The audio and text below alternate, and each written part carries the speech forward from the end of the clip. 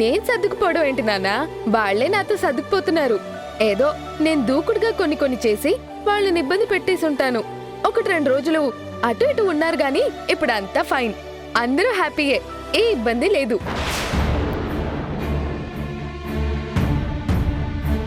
ఏంటమ్మా అలా చూస్తున్నావు? నేనేదో అబద్ధాలు చెప్పినట్టు. అమ్మా మధు, నువ్వు మీ నాయనమ్మతో మాట్లాడేటప్పుడు ఫోన్ స్పీకర్ ఆన్ చేసే ఉందమ్మా. మేం కూడా ఎదురుగానే ఉన్నాం.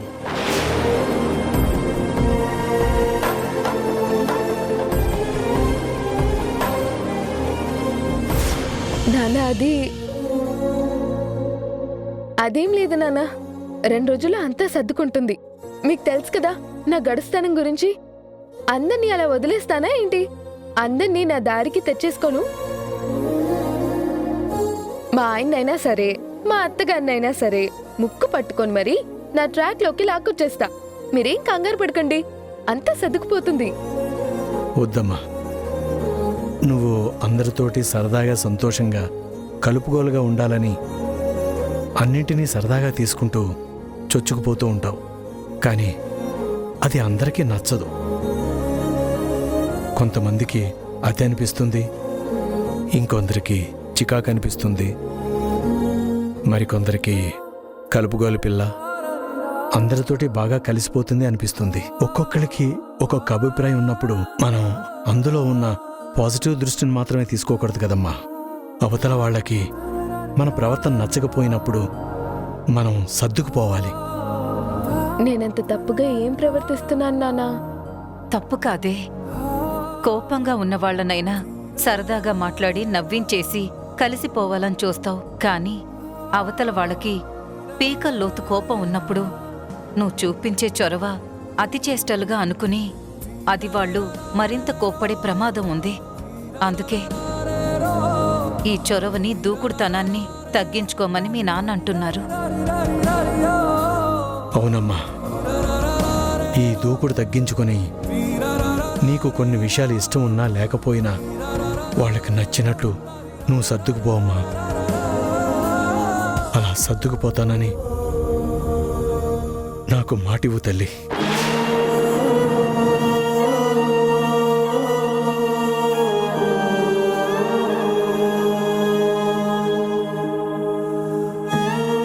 ఏంటి తెల్ల అలా చూస్తున్నావు? నాకు మాటివ్వు. నానా, నేను చేసేది మంచా చెడా అనేదే కదా ఆలోచించుకోమన్నారు. మంచి అయితే చేసేయి, చెడైతే చేయకో అన్నారు. ఇప్పుడు నాకు నచ్చినా నచ్చకపోయినా సర్దుకుపోమంటున్నారు. నాకు నచ్చకపోయినా అవతల వాళ్ళది తప్పైనా సర్దుకుపోవాలా నాన్నా?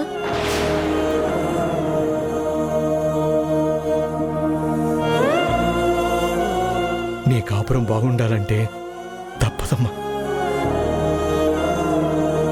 మాటివ్వు.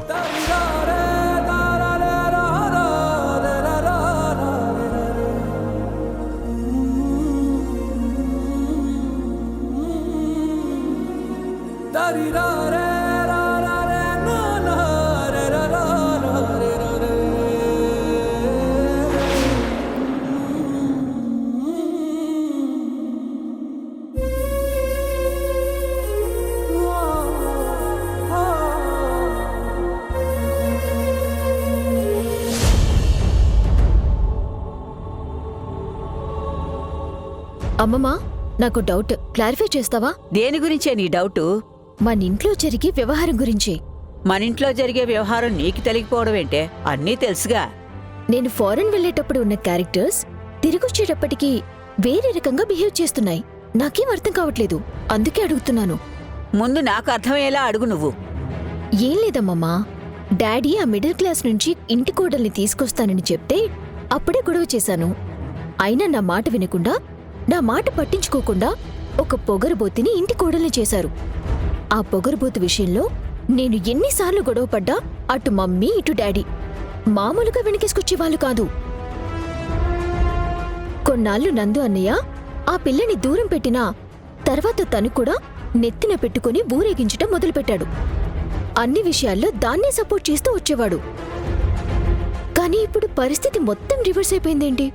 మమ్మీ ఆ పిల్ల ఊసెత్తితే చిరాకు పడుతోంది.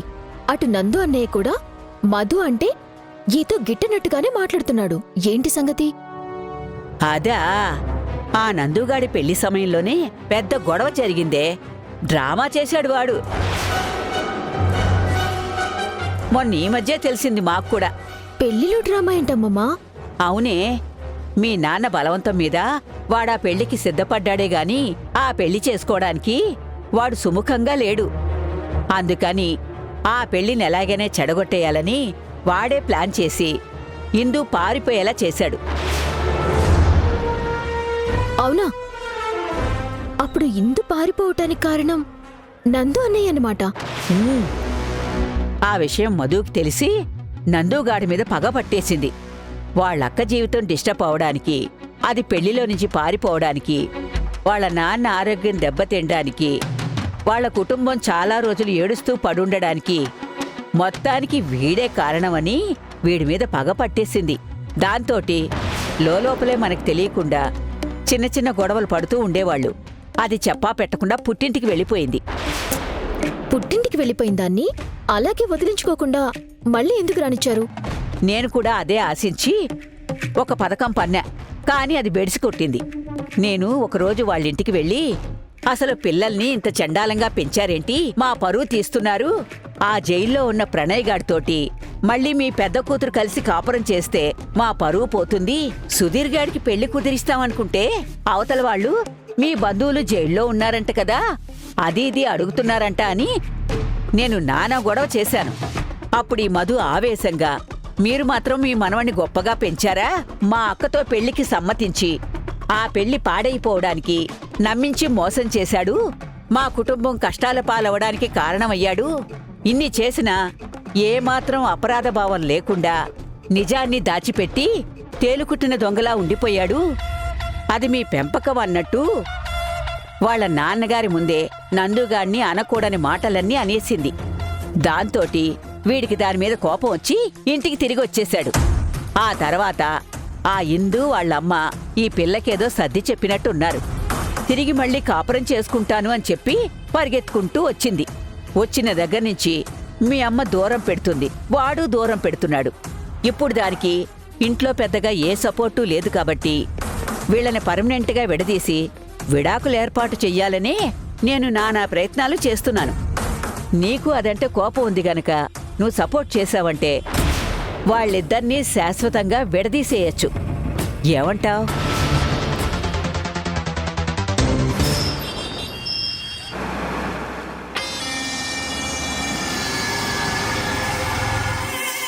నేను మళ్ళీ చేస్తాను.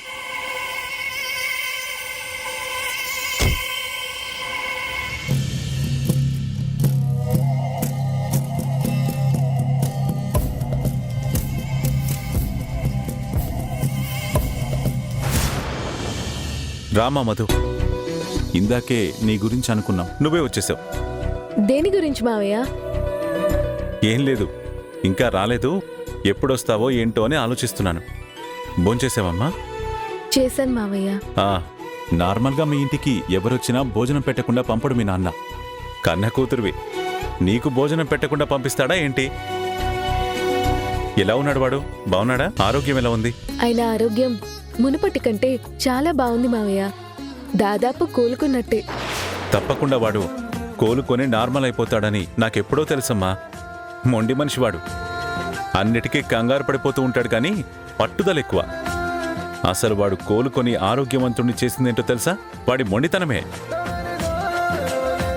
ఎందుకంటే వాడికి మీ గురించి ఎనలేని ప్రేమ.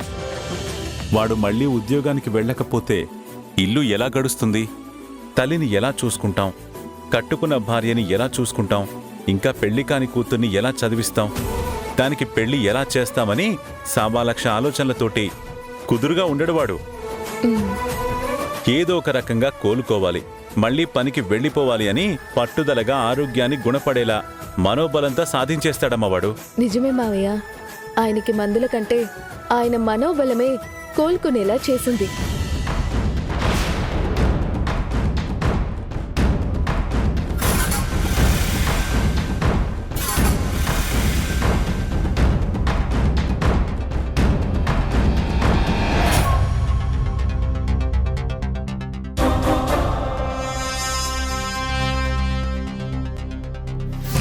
సారీ అత్తయ్య, 8 తిరిగి వస్తానన్నాను.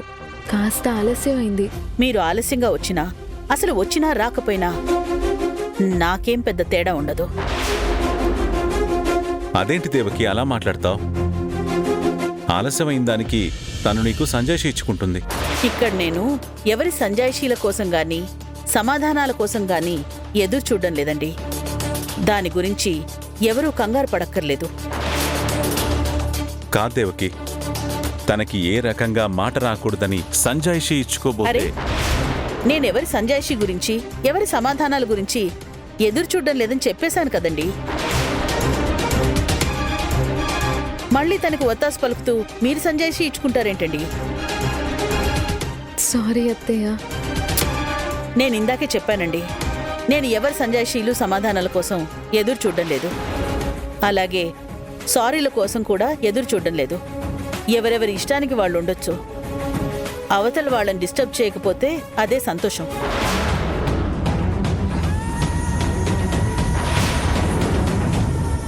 సరే మావయ్య, ఇంకా మాట్లాడి అత్తయ్యని డిస్టర్బ్ చేయదలుచుకోలేదు.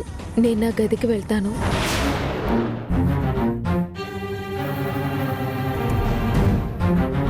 నువ్వెందుకు ప్రతిదానికి మధునిలా దెప్పిపడవడం మొదలుపెట్టావు? గతంలో ఇలా ఉండేదానివి కాదు తెలుసా? అందరూ అన్ని వేళలా ఒకేలా ఉండలేరు. నేను గతంలో సర్దుకుపోయాను గనుకే అందరికీ అలసైపోయాను.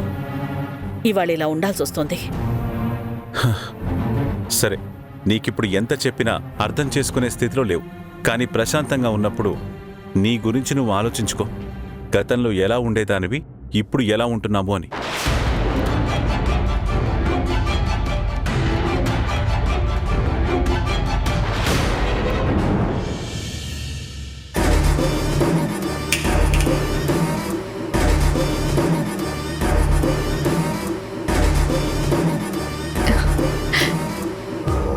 శృతి, నువ్వు ఎప్పుడొచ్చావు? ఏ నేను రాకూడదనుకున్నావా? అదేం మాట శృతి, ఎందుకొచ్చా అని అడగలేదు కదా. ఎప్పుడొచ్చా అని అడిగాను. ఎందుకొచ్చావని అడిగే దమ్ముందా నీకు? ఇప్పుడు నేనేమన్నాను? ఎప్పుడొచ్చా అని అడిగాను. దానికెందుకు గొడవకి లాగుతున్నావు? అవును, గొడవకే లాగుతాను. గొడవ పడతావా నాతో? లేదు, గొడవ పడను. ఏ పొగరు దిగిపోయిందా?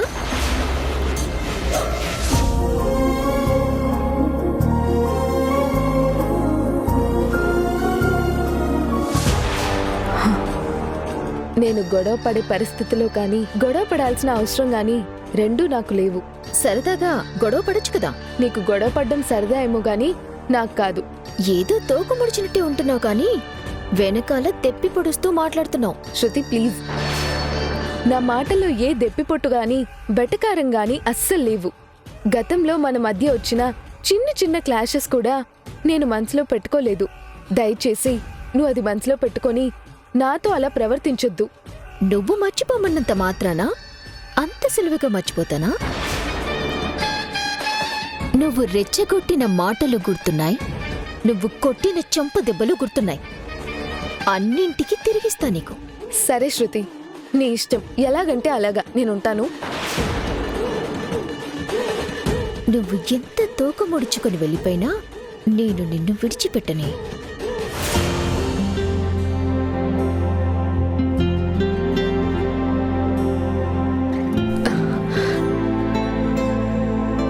గుడ్ ఈవినింగ్ అండి. సారీ, 8ంటికే వస్తానన్నాను. హాఫ్ అన్ అవర్ లేట్ అయిపోయింది. అంటే మీరు నా కోసం 8ంటికి ఎదురు చూస్తుండరనుకోండి, కానీ సమాధానం సంజాయిషి ఇచ్చుకోవాల్సిన బాధ్యత నాకుంది కదా. ఇంట్లో అందరూ బాగున్నారు. నానమ్మ అయితే మిమ్మల్ని మరీ మరీ అడిగింది. అక్కడి నుంచి మీకు ఫోన్ చేసి ఇవ్వమని చాలా గొడవ చేసింది. నా ఫోన్ నుంచి చేస్తే మీరు తీయరు కదా, అందుకే ఫోన్ చేయలేదు. ప్లీజ్ దయచేసి ఇలా ఉండకండి. నాకు అస్సలు బాగుండట్లేదు. ఎప్పుడూ నవ్వుతూ సరదాగా ఉండాలనుకునేదాన్ని. ఈ సైలెన్స్ని అస్సలు భరించలేకపోతున్నాను. మీ మనసులో నా మీద ఇంకా కోపం ఉంటే తిట్టండి, నేను భరిస్తాను. అదీ కాదా ఎలా ఉంటే ఇష్టమో నేనేది చేయాలో ఏది చేయకూడదో ఎలా నడుచుకోవాలో చెప్పండి. మీకు నచ్చినట్టు ఉంటాను. ప్లీజ్, మిమ్మల్ని బ్రతిమలాడుకుంటున్నాను. కనీసం నేను ఎలాగుంటే మీకు నచ్చుతుందో అలాగైనా ఉంటానంటున్నాను కదా. ప్లీజ్ చెప్పండి.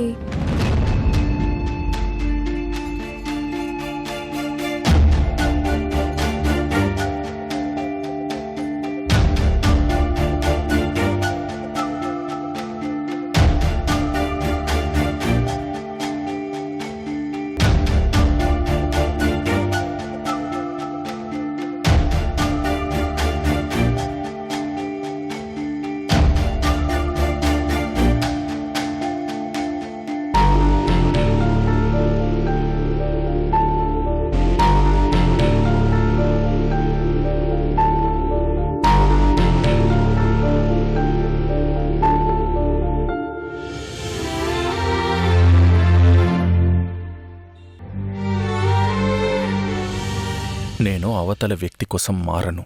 నాకు నచ్చినట్టు నేనుగా ఉంటాను.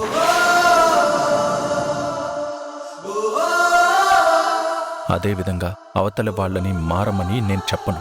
వాళ్ళ వ్యక్తిత్వం ఎలా ఉంటుందో అలాగే నడుచుకుంటారు.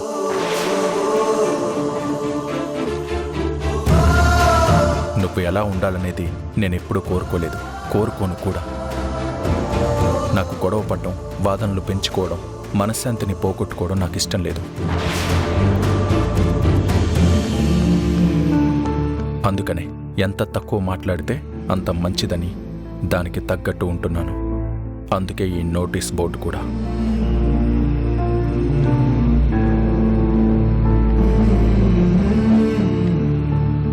సరే అండి, ఇక్కడి నుంచి అనవసరంగా మాట్లాడను. వీలైనంత వరకు నేనేది చెప్పదలుచుకున్నా మీరు కోరుకున్నట్టు ఈ నోటీస్ బోర్డులోనే తెలియజేస్తాను. మిమ్మల్ని నేను ఏదైనా ఇబ్బంది పెట్టుంటే ఐఎమ్ సారీ.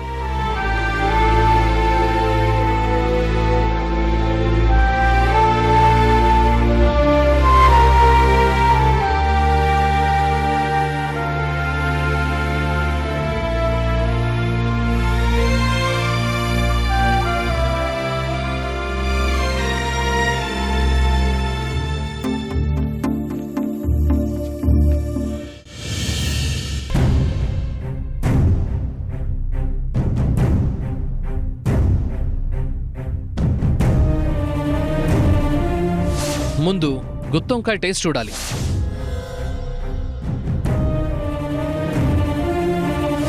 మరీ స్నేహం పేరుతోటి కలిసి భోంచేయడాలు, కబుర్లు చెప్పుకోవడాలు ఆఫీసులో ఏంటమ్మా ఇది?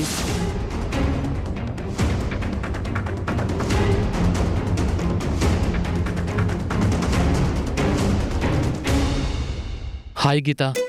హలో, బిజీగా ఉన్నారా? ఈ టైంలో బిజీ ఏంటి? ఖాళీయే. రేపు మన ఎంగేజ్మెంట్ గుర్తుంది కదా? ఎంగేజ్మెంట్ గుర్తులేకపోవడం ఏంటి? గుర్తుంది. మీకు కొత్తగా ఏం అనిపించడం లేదా? కొత్తగానా? అదే, రేపు మన ఎంగేజ్మెంట్ కదా, ఎలా ఫీల్ అవుతున్నారు? ఎక్సైట్ అవుతున్నారా? మీ ఫీలింగ్స్ ఎలా ఉన్నాయని తెలుసుకోవాలనుంది. గీతని కాస్త ఆట పట్టిద్దాం. కొత్త ఫీలింగ్ ఏముంటుంది? ఇంతకు ముందు జీవితంలో ఎప్పుడూ ఎంగేజ్మెంట్ జరగలేదు. ఇదే ఫస్ట్ ఎంగేజ్మెంట్.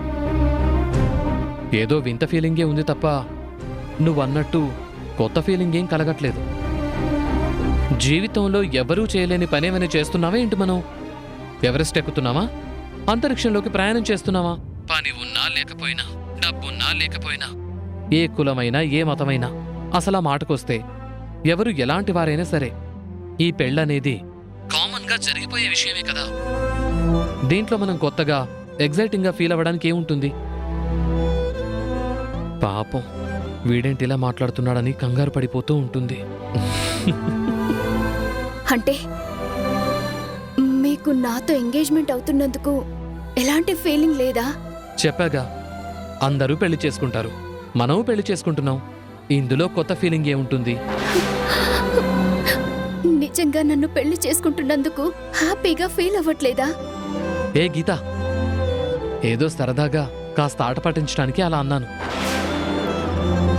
ఎందుకు హ్యాపీగా ఉండదు? నిన్నటి వరకు ఫ్రెండ్స్, రేపటి తర్వాత మనిద్దరం కొత్త లైఫ్ స్టార్ట్ చేయబోతున్నాం. హ్యాపీగానే ఉన్నాను. నువ్వు అనవసరంగా కంగారు పడకు. ఇందాక ఉత్తితేనే ఆట పట్టించడానికి అలా అన్నాను. ఇప్పుడు మీరంటున్న ఈ మాట మనస్ఫూర్తిగా అంటున్నారా? నాకు సర్ది చెప్పడానికి చెప్తున్నారా? అరే ఏంటి నువ్వు? ఇదే జోక్ చేస్తే కూడా నువ్వు ఇలా సీరియస్ గా తీసుకుని ఫీల్ అయిపోతే ఎలా? ఈ మాత్రం సరదా లేకపోతే ఎలా? మనస్ఫూర్తిగా నన్ను ఇష్టపడుతున్నారా మీరు? అలా అడుగుతున్నావేంటి? చెప్పండి. నిజంగానే మీ మనసులో నేను మాత్రమే ఉన్నానా? ఇందు విషయంలో మీరు చూపించే శ్రద్ధ, మీ చనువు ఇన్సెక్యూర్గా ఫీల్ అవుతున్నాను. Shut up shut up! అసలు నీ నోటి నుంచి అలాంటి మాట వస్తుందని ఊహించుకుంటేనే చాలా చిరాగ్గా ఉంది. ఈ నిశ్చితార్థం జరగదు. క్యాన్సిల్ చేసేద్దాం.